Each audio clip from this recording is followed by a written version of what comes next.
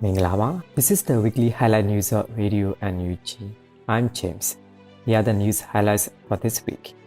The National Unity Government issues their statement on the 6th anniversary of the atrocity committed against the Rohingya people in 2017.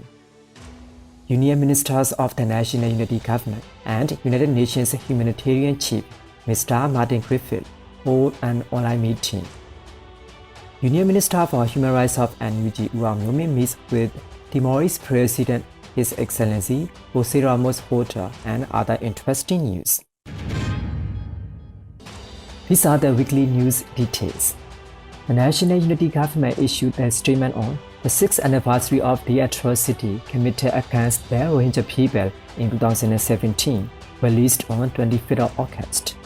The National Unity Government is dedicated to creating the conditions needed to bring the Rohingya and other displaced communities home in voluntary, safe, dignified and sustainable manner. In 2017, thousands of Rohingya people were killed due to violent killings by the terrorist military, and more than 1 million Rohingya people are living in poverty in refugee camps in Bangladesh. The National Unity Government commemorates with great sadness the 6th anniversary of the atrocity committed against the Rohingya people by the terrorist military in 2017.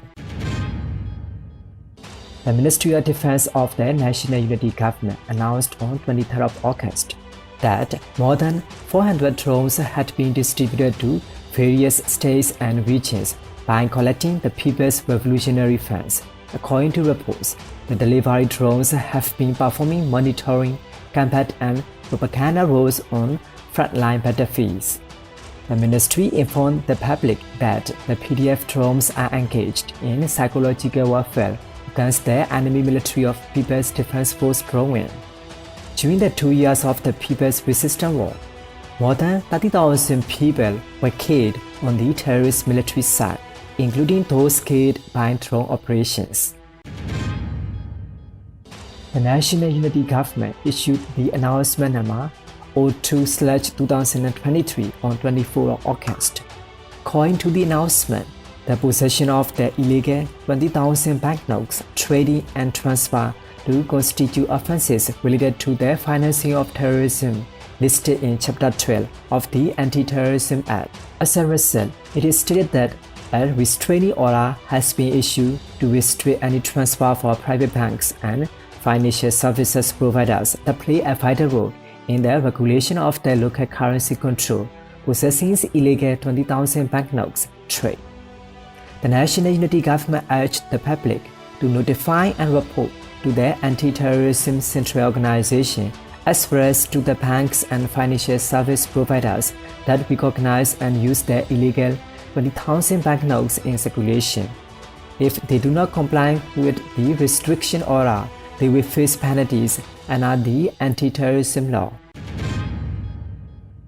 The Union Minister for the Ministry of Foreign Affairs of NUG, José, and Union Minister for the Humanitarian Affairs and Disaster Management, Dr. Humanitarian, met online with Mr. Martin Griffiths, and the Secretary General for Humanitarian Affairs and Emergency Relief Coordinator of the United Nations Office for the Coordination of Humanitarian Affairs, UN OCHA, on 21st of August. The meeting focused on the UN Humanitarian Chief recent visits to Myanmar and involved a productive exchange of their perspective on how to effectively deliver and humanitarian assistance to the areas in need across Myanmar. The Union Ministers stressed that UN agencies are enabling to Junta to manipulate and weaponize humanitarian assistance, and that the people of Myanmar are fully well aware of these deceptive tactics from the Junta playbook. They also highlighted the importance of considering the Junta's persistent effort to exploit humanitarian aid delivery mechanism for their own legitimacy at the expense of the people. Moreover, the Union Minister also underscored the significance of the United Nations embracing an equal balance communication, which involves engaging openly with ethnic resistance organizations, civil society, and other relevant stakeholders operating on the ground, not only with the junta. This is vital for your agency to effectively deliver humanitarian assistance to the population in various areas across Myanmar where such assistance is needed.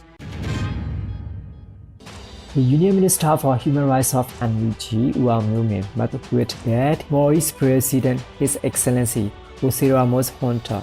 They discussed how Timor can cooperate with the NUG to achieve justice.